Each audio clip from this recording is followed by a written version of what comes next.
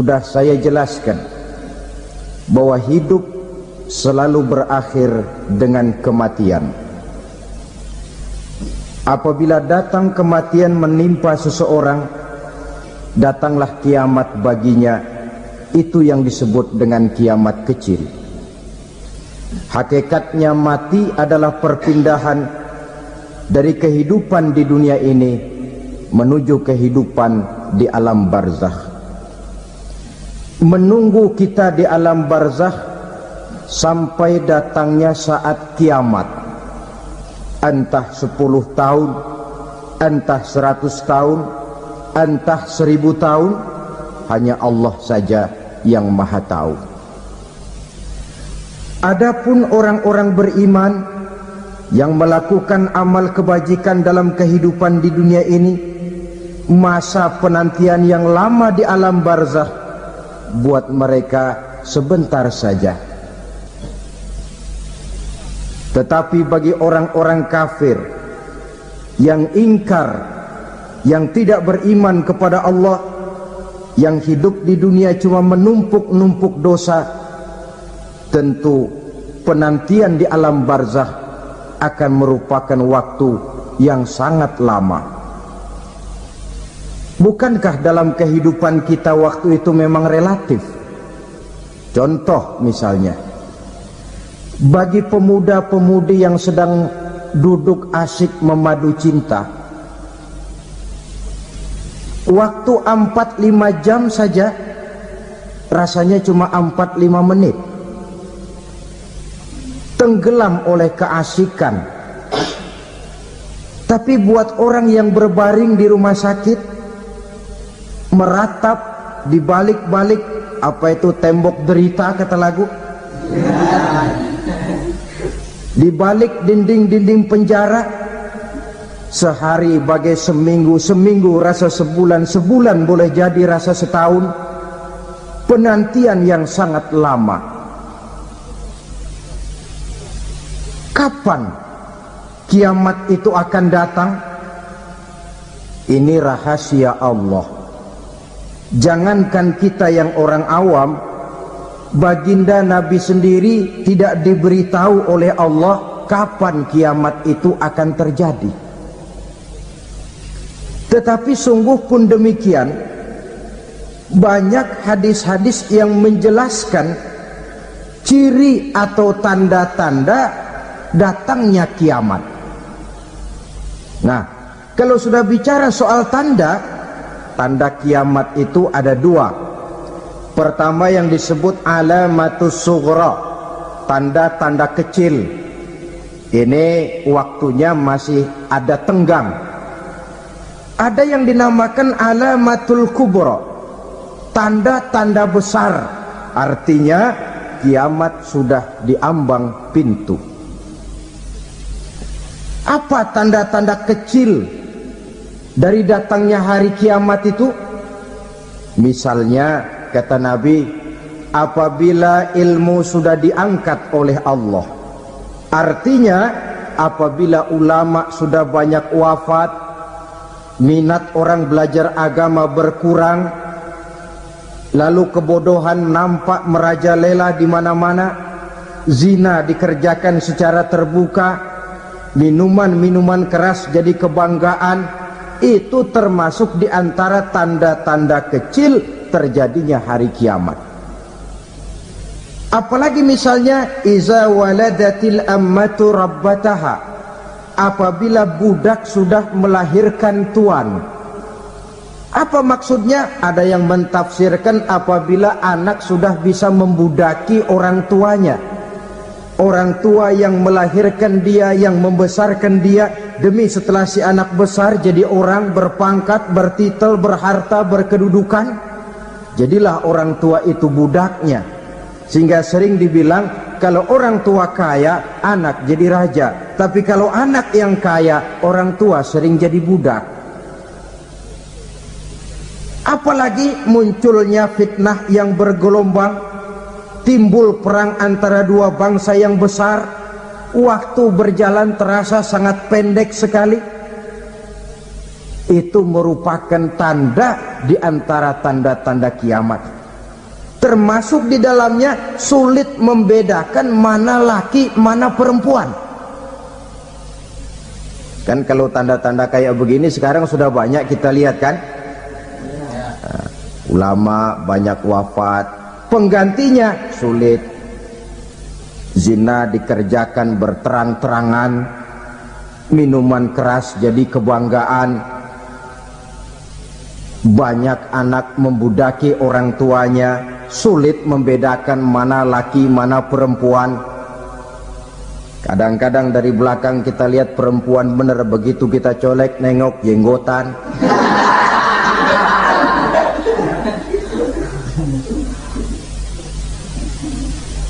Ini termasuk tanda-tanda kecil, masih ada tenggang sampai akan terjadinya kiamat itu. Nah, yang dimaksud dengan tanda-tanda besar, ini tanda besar artinya kiamat sudah di ambang pintu.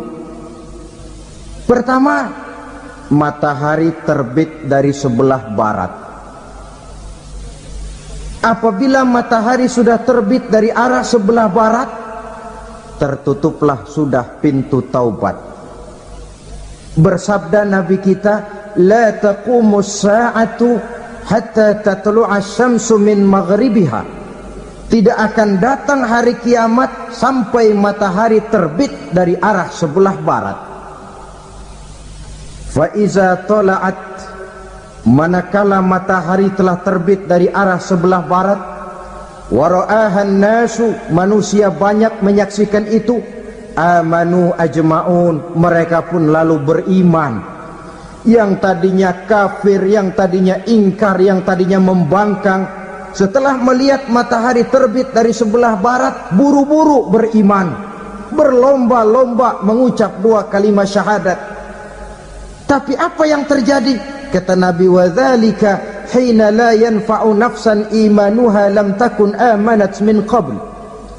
Hari itu adalah hari yang iman sudah tidak berguna lagi bagi seseorang apabila sebelumnya memang dia tidak pernah beriman. Au kasabat fi imaniha khaira, atau beriman tetapi tidak pernah melakukan kebajikan di dalam keimanannya itu. Hari yang sudah kasib, hari yang sudah terlambat, beriman tidak akan ada gunanya lagi. Ini pelajaran buat kita. Sebelum sang surya terbit dari sebelah barat, sebelum nafas sampai di tenggorokan, artinya pintu taubat masih terbuka.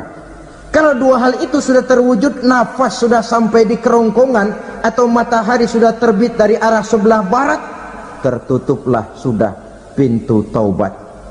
Tak ada lagi gunanya pangkat, jabatan, harta, bahkan beriman pun dalam suasana macam itu too late, kata orang Kulon. Sudah terlambat. Matahari terbit dari arah sebelah barat, itu tanda besar, artinya kiamat sudah di ambang pintu. Lalu apalagi tanda besar? Munculnya Dajjal. Dajjal artinya pendusta-pendusta yang menyesatkan manusia. Ada dua macam Dajjal, saudara. Ada Dajjal kecil, ini Dajjal kelas teri. Kalau ini sejak zaman Rasulullah sudah ada itu, tiap zaman ada. Di zaman Rasulullah misalnya ada yang bernama Aswad al-Unsi dari Yaman, ada yang namanya Musailamah al-Kazzab dari Yamama, ada yang namanya Ibnu Sayyad dari Madinah. Ini Dajjal di zaman Rasul. Musailamatul Kazzab memproklamirkan diri jadi nabi, dia di zaman Rasul masih hidup. Ini Dajjal zaman Nabi. Di zaman sahabat muncul Dajjal. Di zaman kita sekarang ini Dajjal pun gentayangan. Dajjal kelas teri. Kerjanya mendustakan manusia, menyesatkan manusia, memalingkan manusia dari jalan yang benar dan diridhoi oleh Allah Subhanahu wa ta'ala. Adapun yang merupakan tanda besar dari datangnya kiamat, dajjal-dajjal kelas kakap, pembohong-pembohong besar yang menyesatkan masyarakat manusia berpaling dari jalan Allah mengikuti jalan mereka. Apa sih ciri dajjal itu? Kata Nabi dalam hadis Bukhari Muslim, innad dajjala, sesungguhnya yang namanya dajjal itu yakhruju, satu saat akan muncul mendekati hari kiamat, wa inna ma'ahu ma'an, si dajjal ini membawa air,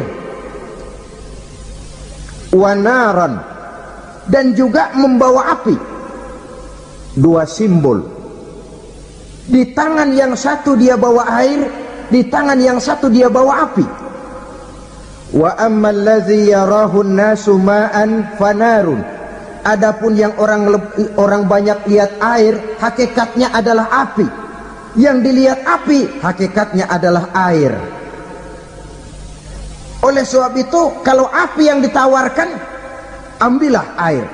Kalau air yang ditawarkan, pilihlah api. Maksudnya apa ini? Ini bahasa simbol, saudara-saudara.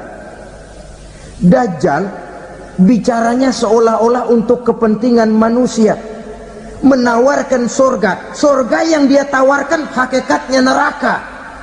Hai manusia, kalau kau mau bahagia, jangan dekat-dekat dengan agama. Sholat itu tidak efektif dan efisien, tidak produktif dari segi ekonomi itu. Menghadiri majelis taklim cuma buang-buang waktu. Tahajud, tasbih, tahlil, baca Quran, apa itu? Pekerjaan mubazir saja. Hidup ini cuma sekali, masa yang cuma sekali, manfaatkan dengan sebaik-baiknya. Mumpung, dibawanya sifat mumpung, tetapi dalam pengertian yang sangat negatif. Bicaranya seolah-olah untuk kepentingan manusia, tetapi sebenarnya menjerumuskan manusia. Menawarkan air, tapi sebenarnya api. Menawarkan api, tapi hakikatnya air. Buat apa kamu sholat? Buat apa kamu bayar zakat? Buat apa kamu puasa? Surga yang dicanangkan Dajjal, hakikatnya neraka. Neraka yang digambarkan Dajjal, pada dasarnya adalah surga. Jadi memutarbalikkan fakta itu kerjaan Dajjal. Yang hak jadi batil, yang batil dibilang hak, yang benar jadi salah, yang salah malah jadi benar. Tuntunan disuruh jadi tontonan, tontonan malah menjadi tuntunan. Itu pekerjaan Dajjal profesinya. Zamannya Nabi Adam, Dajjalnya kan iblis. Betul? Betul. Apa sih rayuan iblis itu? Allah setelah menciptakan Nabi Adam kan bilang, Adam, kau dan istrimu Hawa tinggal di surga ini. Seluruh fasilitas yang ada di surga persilahkan kau nikmati.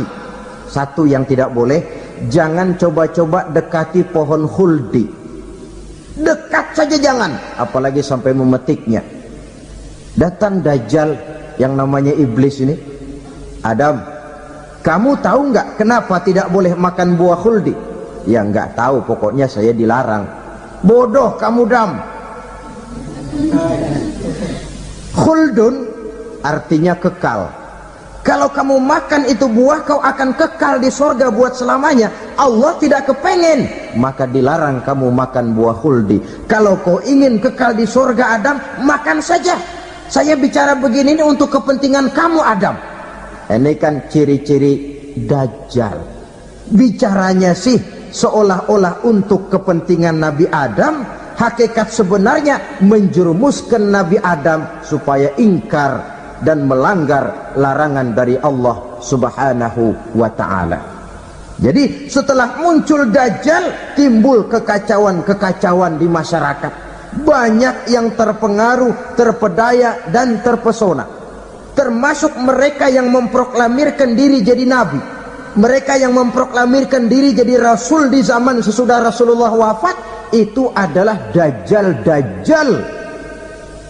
Maka saya ingatkan, kalau di zaman kita sekarang ini ada orang ngaku jadi nabi, ada orang ngaku jadi rasul, biar bahasa Arabnya kental, Quran hafal, hadis ribuan hadis hafal, biar pakai serban sampai menyengser ke tanah, bahasa Arabnya fasih, tapi dia mengaku jadi nabi, jadi rasul, kita umat Islam wajib tidak percaya, wajib untuk tidak percaya.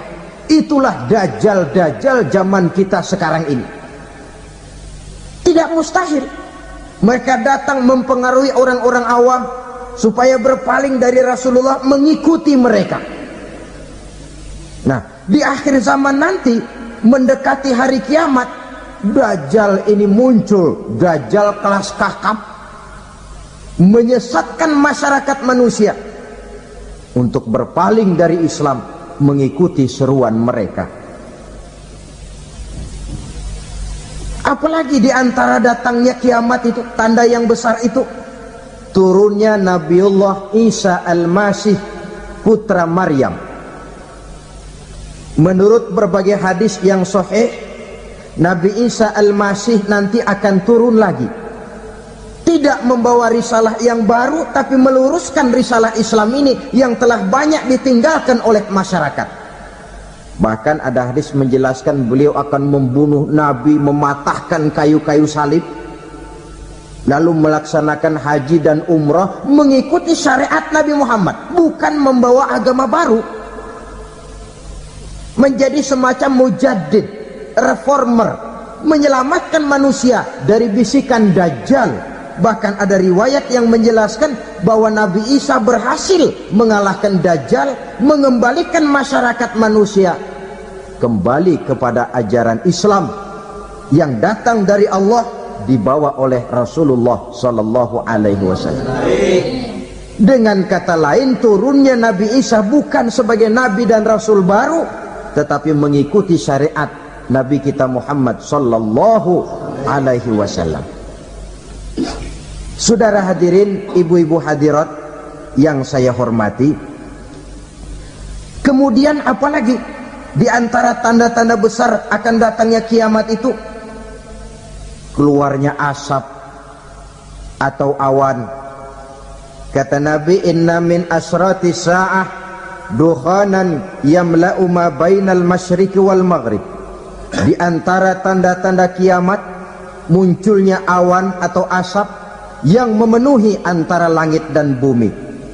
Ini pun diperkuat dalam surah Ad-Dukhan ayat 10. Fartaqib yauma ta'tis sama' bidukhanin mubin fayughshan nas hadza azabun alim. Bagi orang-orang yang beriman, mereka biasa-biasa saja, tapi bagi orang kufur, datangnya asap dan awan ini merupakan azab yang kelewat pedih.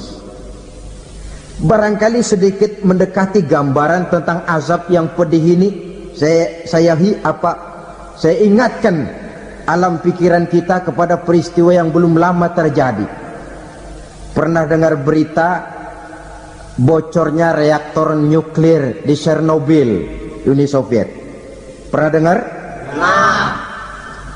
Bocornya reaktor nuklir di Chernobyl yang mengakibatkan ratusan, bahkan sangat mungkin ribuan nyawa.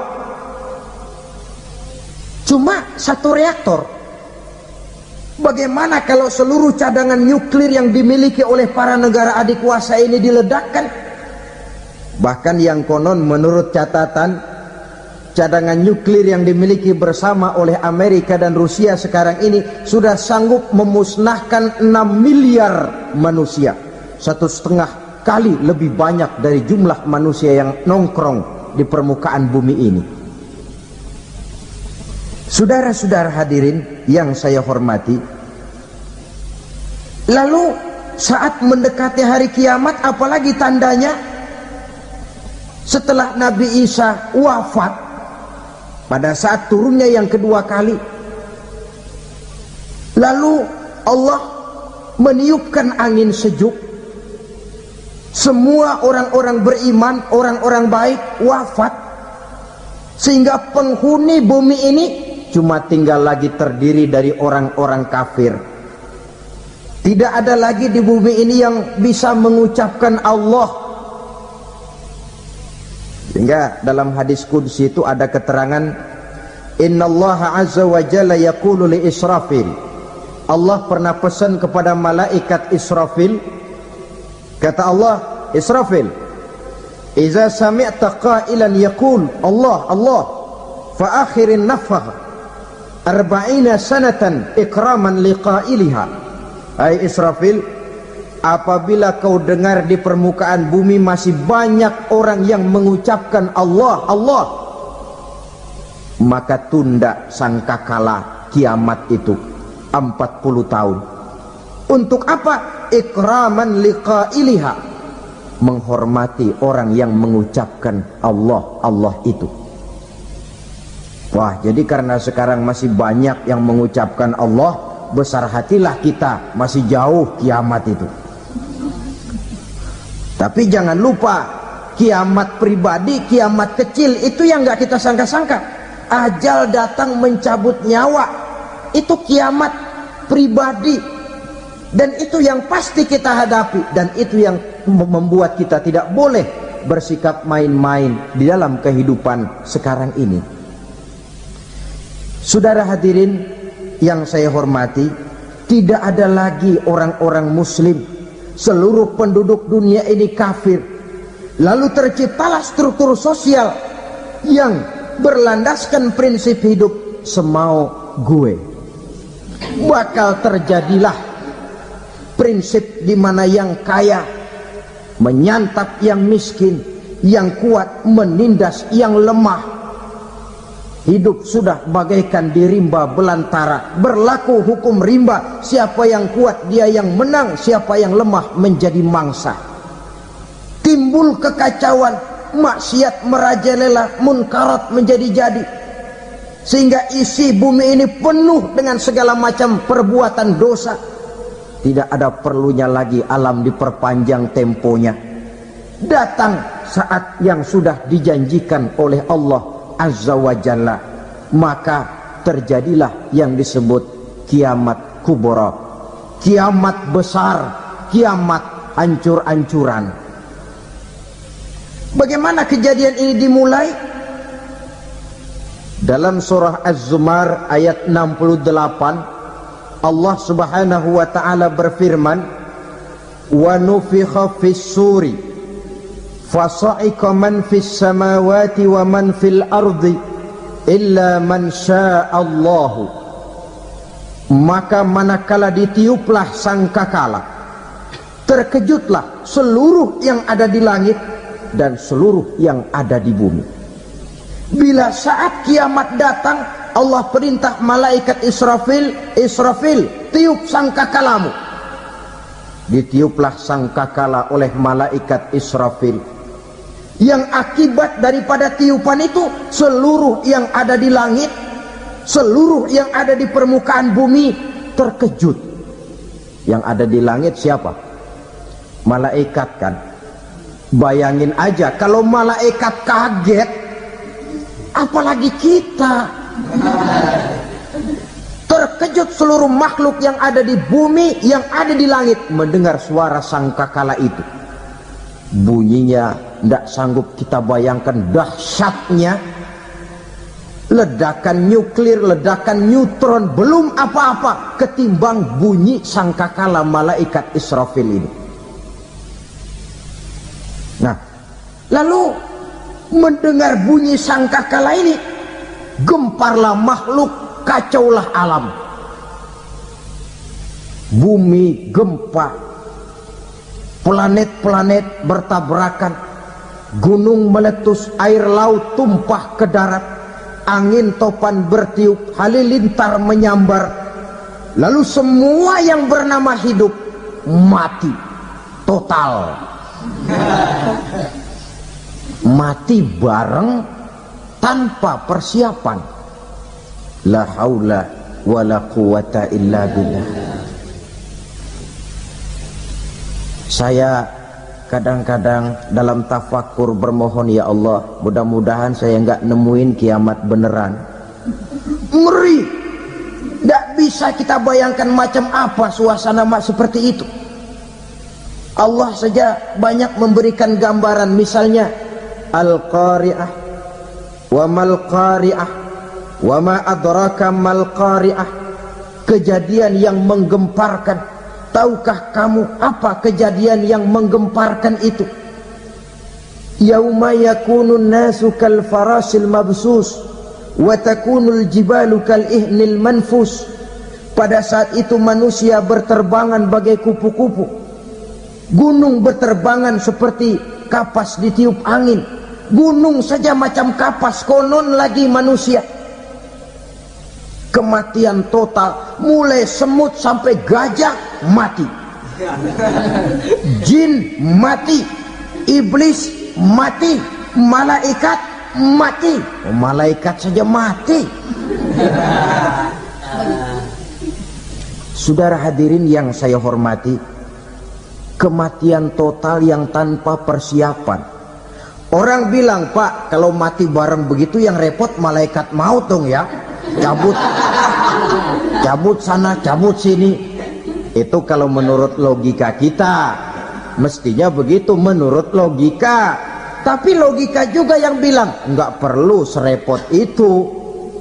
Sebab untuk mematikan listrik di wilayah DKI, di wilayah Jakarta, nggak perlu tiap rumah didatengin matiin, ya lama. Cukup dari kantor pusatnya saja PLN, tekan satu tombol, gelaplah seluruh Jakarta. Saudara hadirin yang saya hormati, kematian total. Lalu setelah kematian total, planet-planet juga mati, dalam arti tidak bergerak dan beredar. Angin mati, dalam arti tidak bertiup.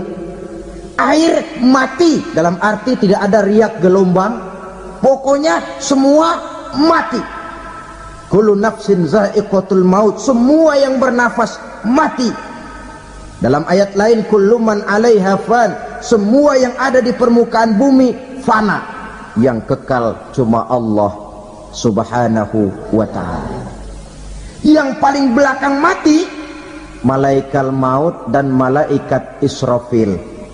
Tapi mati juga sesuai dengan janji Allah. Menurut hadis Bukhari Muslim dari Abi Hurairah, masa tenggang waktu antara kematian total pada tiupan sangkakala pertama dengan proses kebangkitan pada tiupan sangkakala kedua 40 lamanya.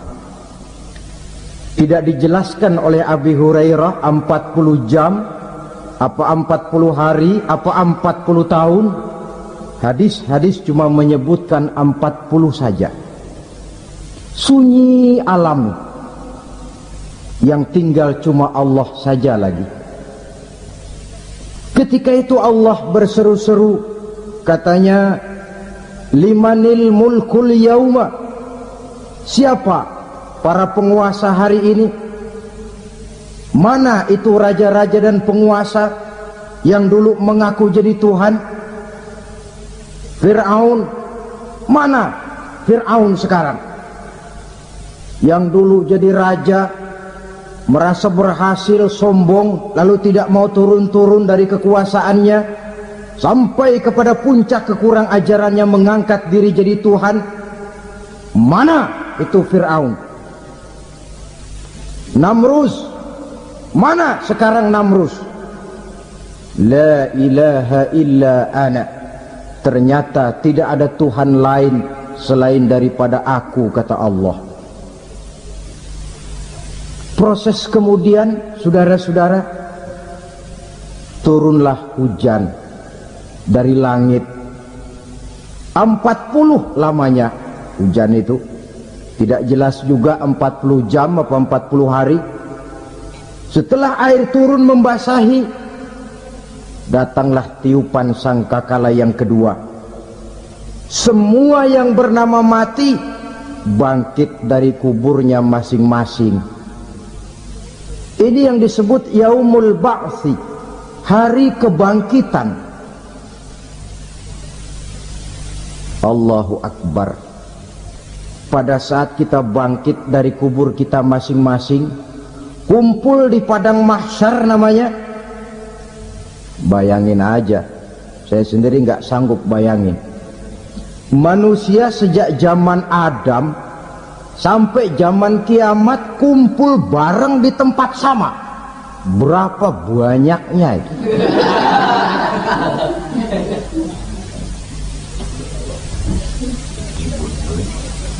Dan yang luar biasa menurut satu riwayat, pada saat bangkit itu, Masya Allah, roman muka kita berubah, disesuaikan dengan amalan kita waktu di dunia ini. Barang siapa yang waktu di dunia amalannya itu amalan tikus, di akhirat nanti dia bangkit dari kubur, mukanya seperti muka tikus. Gagah betul badannya, tapi mukanya seperti tikus. Kenapa? Amalannya waktu di dunia seperti amalan tikus. Apa amalan tikus itu? Suka ngegeragoti barang yang sudah disimpan rapi-rapi. Orang sudah simpan uang rapi-rapi, simpan perhiasan rapi-rapi, digeragoti oleh tikus. Maling-maling, pencoleng-pencoleng, koruptor-koruptor, itu nanti di akhirat nanti kita lihat mukanya seperti muka tikus. Oh, ini waktu di dunia suka nyolong, mukanya seperti muka tikus. Barang siapa yang waktu di dunia ini amalannya itu amalan macan, dia akan bangkit nanti mukanya seperti muka macan. Apa amalan macan? Macan itu amalannya menang-menangan. Orang yang mau menang saja nggak mau mengalah. Coba lihat di hutan, kenal hutan nggak? Di hutan, raja hutan di mana-mana pasti macan, betul kan? Betul. Padahal hutan belum pernah bikin pemilihan umum. Tapi macan tidak peduli ada pemilihan umum apa tidak, pokok saya raja. Sebab apa? Macan jadi raja itu bukan karena benar, tapi karena kuat jadi raja. Setelah dia jadi raja, rakyat hutan yang mesti dilindungi malah dimakan oleh raja macan. Kambing rakyat hutan dimakan oleh macan. Ayam rakyat hutan dimakan oleh macan. Itu nanti kita lihat di akhirat itu mukanya seperti muka macan, gagah betul. Lalu barang siapa yang di dunia ini amalannya itu seperti amalan anjing, nanti dia punya muka seperti muka anjing. Apa amalan anjing? Pertama, anjing itu kalau disuruh jaga rumah, dia tidak bisa membedakan mana maling mana tamu. Biar yang datang maling, kalau bawa tulang, anjing kalem. Yang kedua, anjing itu akan setia kepada siapa saja yang memberinya roti. Siapa yang memberinya roti, itulah majikannya. Apa kata majikannya, pasti dia laksanakan. Soal benar atau salah, dia tidak peduli. Setelah anjing dapat roti, dia tidak punya pilihan lain kecuali bilang, abdi mah kumaha juragan wae ayeuna mah.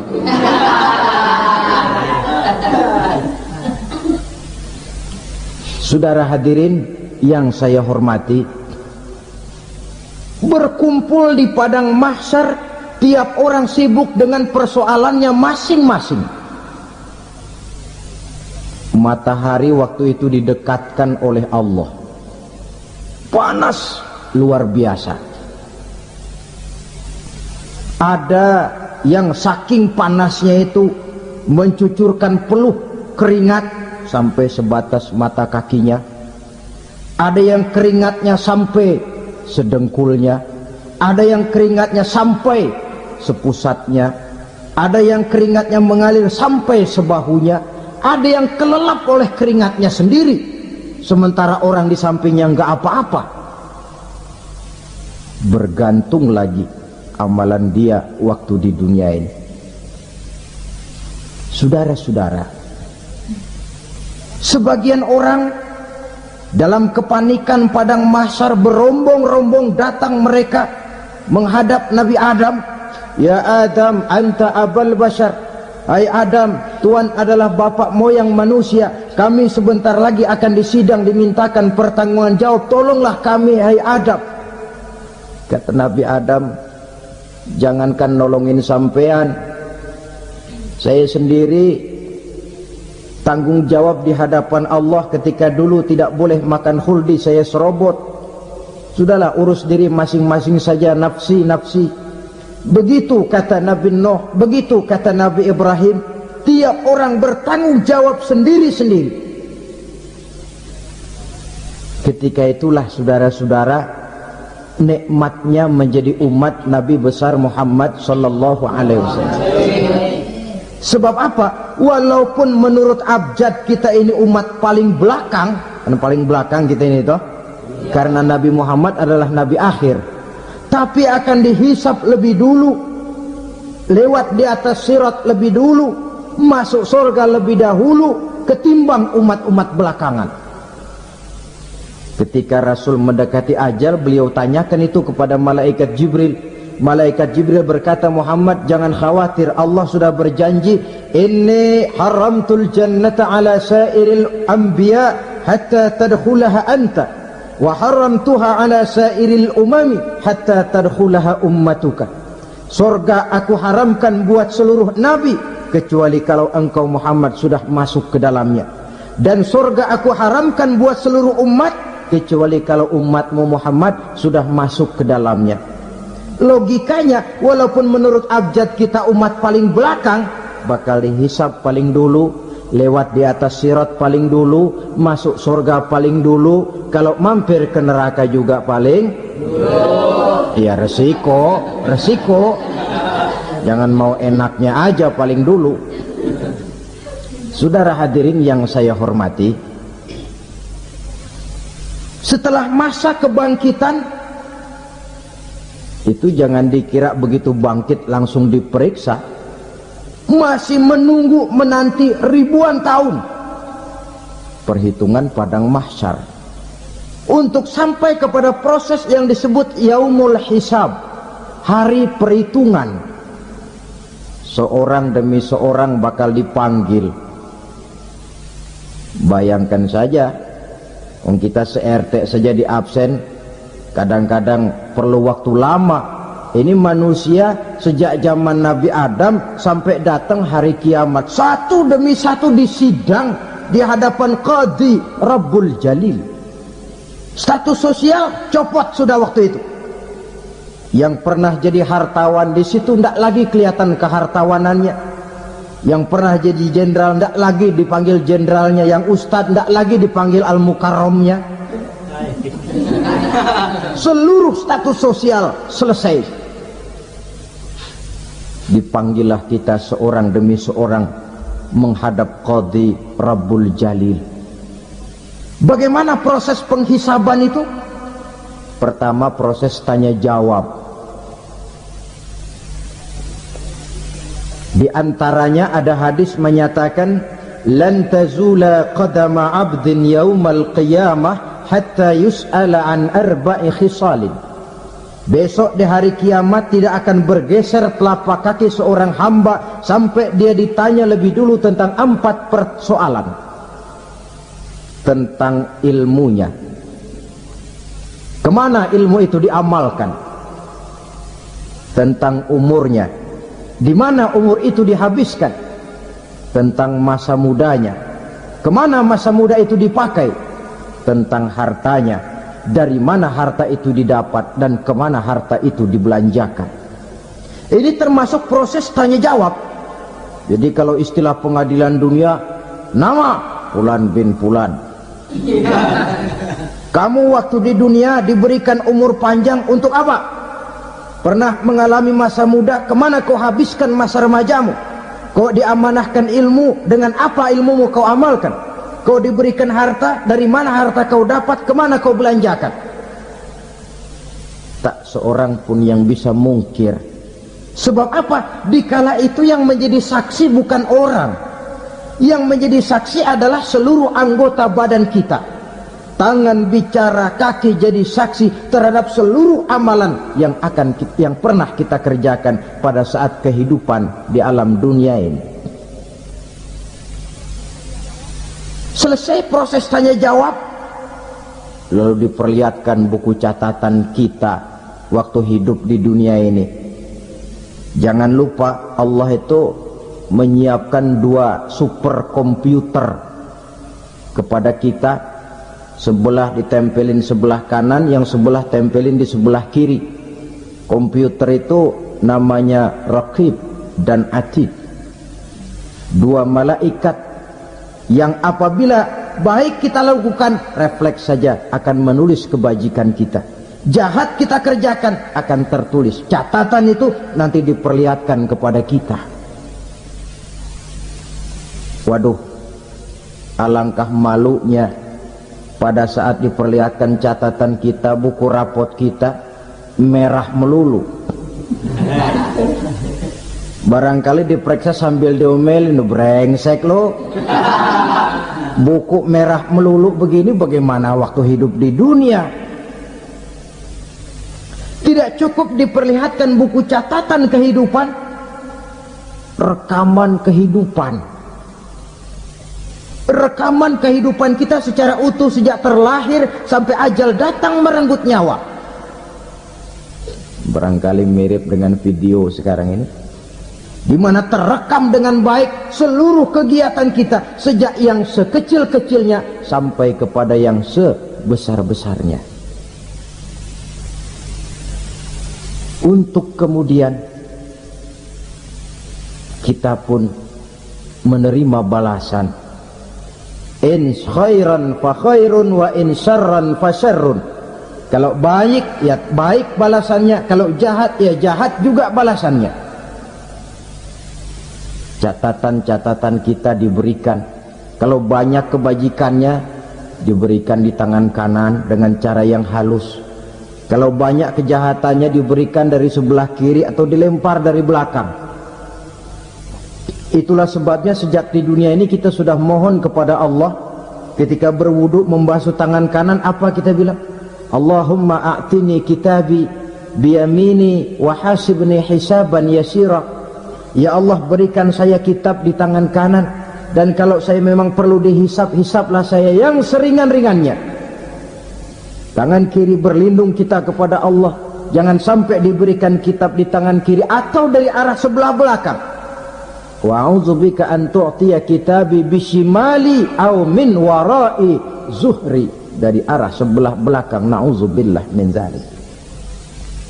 Setelah selesai lewat proses penghisaban, lewat mizan, timbangan, maka yang sudah selesai dihisab itu bergeraklah menuju sirat, jembatan yang terbentang menuju surga melalui neraka. Saudara-saudara, panjangnya perjalanan sirat itu memakan waktu ratusan tahun. Tetapi orang yang lewat di atas sirat pun macam-macam, bergantung amalannya ketika di dunia ini. Ada yang lewat di atas sirat itu kal barqil khatib, seperti kilat yang menyambar, lep, sudah sampai dia di surga. Cepat bukan main. Ada yang lewat di atas sirat itu seperti orang lari-lari. Ada yang lewat di atas sirat itu seperti orang jalan biasa. Ada yang sambil merangkak, ada yang sambil ngesor, ada yang sambil gelayutan, ada yang selamat sampai ke ujung ke surga, ada yang tergelincir jatuh masuk ke dalam neraka, bergantung amalannya dalam kehidupan di dunia sekarang ini. Tiap kita akan melewati yang namanya sirat ini. Saudara-saudara kaum muslimin yang saya hormati, dengan demikian mereka yang selamat melalui sirat sampai ke terminal akhir surga, mereka yang ketika dihisab ternyata banyak kejahatannya daripada kebaikannya, mereka singgah di dalam neraka. Nah, adapun orang-orang yang beriman menurut ayat Quran dan hadis Nabi itu nanti ada bermacam-macam. Ada orang beriman itu yang dimasukkan surga. Ada orang beriman itu yang dimasukkan ke dalam surga. Ada orang beriman itu yang disebut penduduk surga. Kenapa lain-lain, Pak? Karena waktu di dunia amalannya juga lain-lain. Ada orang beriman yang masuk surga. Ini paling murah tiketnya. Mau masuk surga? Kata Nabi begini, ma min abdin qala la ilaha illallah thumma mata ala dhalik illa dakhalal jannah. Kalau seorang hamba sudah mengucap dua kalimat syahadat, dia yakin dengan kebenaran kalimat itu sampai matinya, orang itu akan masuk surga. Abi Dzar yang waktu itu diajak bicara heran, ya Rasul kok gampang betul? Iya, walaupun orang itu mencuri, iya, walaupun orang itu berzina, iya, biar dia mencuri, biar dia berzina, kalau dia sudah mengucap dua kalimat syahadat, dia yakin dengan kebenaran kalimat itu sampai matinya, itu orang akan masuk surga. Jadi masuk surga cukup dua kalimat syahadat, yakin sampai mati, masuk surga. Itu perkara masuk. Tapi kalau pertanyaannya diterusin, masuknya kapan, Pak? Nah, ini lain lagi urusannya. Sebab ada yang masuknya itu langsung, ada yang mampir dulu. Di sana tempat cuma dua, kalau tidak surga, neraka. Mau ke surga tapi mampir dulu, yang mampirnya jelas di neraka. Kenapa? Dalam hadis qudsi ada riwayat, nanti itu di akhirat, setelah Allah selesai mengatur penduduk surga masuk surga, yang neraka masuk neraka, Allah berkata kepada malaikat Malik, malaikat Malik, labaik ya Allah, itu bajingan-bajingan tengik, manusia-manusia durjana yang waktu di dunia tidak mau sujud, jauh dari ulama, gemar melakukan yang munkarat dan maksiat, hidup di tengah masyarakat selalu jadi bibit keonaran, kufur, sudah masuk neraka semua. Sudah ya Allah. Nah, kalau sudah, coba sekarang kamu masuk, Malik. Saya, iya, masuk neraka. Mau apa ya Allah? Kata Allah, akhriju minan nar man kana fi qalbihi misqala habatin min khardalin min iman. Kau masuk neraka, cari di dalam neraka orang-orang yang ada imannya walaupun kecil sebesar biji zarah, angkat mereka keluar. Masuk malaikat Malik ke neraka, cari orang yang ada imannya, korek-korek. Ya repot, udah pada gosong. Yang ada imannya diangkat ke atas, yang ada imannya diangkat ke atas, lalu dimandikan di Nahrul Hayat, namanya sungai kehidupan di akhirat nanti. Cakep lagi rupanya, bersih lagi wajahnya, apel di hadapan Allah. Kata Allah, bagaimana mas? Kapok nggak sampean? Kapok ya Allah. Nah, kalau kapok, idhab fadkhulil jannah, pergi masuk surga sana. Berangkat mereka ke surga, ketemu sama teman-temannya yang udah sampai lebih dulu, yang nggak pakai mampir lagi. Terjadi dialog Kata teman-temannya yang udah pada nyampe duluan, Mas, iya, emang baru sampai? Saya baru sampai. Memang mampir di mana dulu, Mas? Kita sudah lama sampai di surga. Saudara buka surah Al-Muddatsir ayat 34-35. Ma salakakum fis saqar? Kenapa kamu mampir di neraka Saqar? Qalu lam naku minal musallin. Mereka menjawab, kami mampir di neraka Saqar, Mas, gara-gara dulunya kami waktu di dunia tidak pernah sholat. Tidak pernah sholat? Tidak pernah. Kan rumahnya dekat masjid. Cuma dekat doang, Mas. Sholat mah enggak saya. Enggak pernah ngasih makan fakir miskin, enggak pernah hadir di majelis taklim, pendeknya enggak pernah melakukan kebajikan. Maka saya pun mampir di neraka Saqar. Untung betul saya punya iman, Mas, sedikit. Waktu hidup di dunia dulu saya pernah mengucap 2 kalimat syahadat. Sekali-kalinya waktu mau kawin. Masya Allah. Untung saja kawin. Kalau nggak kawin polos.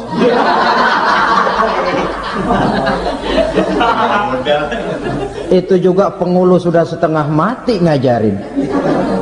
Asyhadu alla, asyaduaan, asyaduaan.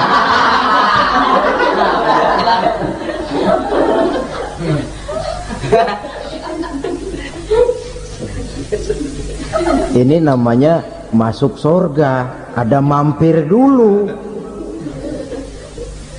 Ada pula orang mukmin itu yang dimasukkan surga. Namanya dimasukkan kan terima beres. Saya masuk ke rumah, jalan sendiri, cari tempat sendiri. Saya dimasukkan ke dalam rumah, terima beres, pokok ada di dalam, itu dimasukkan namanya. Nggak pakai mampir. Tapi tentu tiketnya lebih mahal ketimbang yang pertama tadi. Apa kata Allah? Innal ladzina amanu wa amilus salihat la ukaffiranna anhum sayyi'atihim wa la udkhilannahum jannah. Sesungguhnya orang-orang yang beriman kemudian beramal soleh, kami hapuskan segala dosa dan kesalahannya, kami masukkan mereka ke dalam surga. Lihat ayatnya, Allah yang memasukkan, kita yang dimasukkan. Tidak pakai transit, tidak usah mampir. Cuma tidak cukup syahadat, tidak cukup amanu, tapi diiringi dengan wa'amilus salih. Iman, amal. Tidak cukup syahadat, lalu dibuktikan dia sholat, dia zakat, puasa, lalu dia melakukan berbagai macam kebajikan. Ini yang menyebabkan dia tidak pakai mampir di tempat yang bernama Saqar. Lalu ada pula orang mukmin itu yang disebut penduduk surga. Wah, ini sudah VIP ini. Ashabul jannah, penduduk surga. Siapa mereka? Kata Allah, innal ladzina amanu summa istaqamu fala khaufun 'alaihim wala hum yahzanun ulaika ashabul jannah hum fiha khalidun. Sesungguhnya orang-orang yang beriman lalu istiqamah, tetap dalam melaksanakan perintah Allah, tidak goyah, tidak labil tapi stabil, istiqamah, mereka tidak takut dan tidak bersedih hati. Merekalah penduduk surga. Iman, istiqamah. Tidak punya duit, sembayang. Banyak duit, sembayang. Miskin, sembayang. Kaya, tetap sembayang. Istiqamah. Kadang orang kalau susah rajin ke masjid, banyak duitnya ngelihat masjid melengos. Itu yang dibilang waktu miskin hamba Allah, setelah kaya jadi hamba harta. Bergeser, tidak ada nilai istiqomahnya. Saudara-saudara, dengan begitu penduduk neraka itu dua. Ada penduduk permanen, ada penduduk yang semi permanen. Yang semi permanen orang-orang beriman yang mempunyai dosa besar. Mereka masuk ke neraka untuk menerima azab sesuai dengan dosanya. Bila selesai masa azab itu, mereka akan diangkat untuk ditempatkan kembali ke dalam surganya Allah Subhanahu wa ta'ala. Nah, dikala itulah saudara-saudara ada yang disebut syafaat dari Rasulullah Sallallahu Alaihi Wasallam. Tapi tentu jangan lupa syafaat ini ibarat kain menambal dia. Kita punya kain bolong-bolong sedikit, syafaat yang menambal. Solat kita ada kurang dikit, sedekah kita ada campur riak dikit, amalan kita ada tidak karena Allah dikit, kita berharap syafaat. Jadi biarlah kain masih bolong-bolong, yang penting punya kain. Tapi kalau kainnya tidak ada, yang ditambal apanya? Solat tidak, puasa tidak, zakat tidak, berharap syafaat saja. Ya, terlalu berlebihan itu. Saudara hadirin yang saya hormati, apabila selesai proses penghisaban, proses penghitungan, maka dikala itulah manusia terbagi dalam dua kelompok besar. Fariqun fil jannah wa fariqun fis sa'ir. Sekelompok orang-orang beruntung yang masuk ke dalam surga, dan sekelompok lagi masuk ke dalam neraka.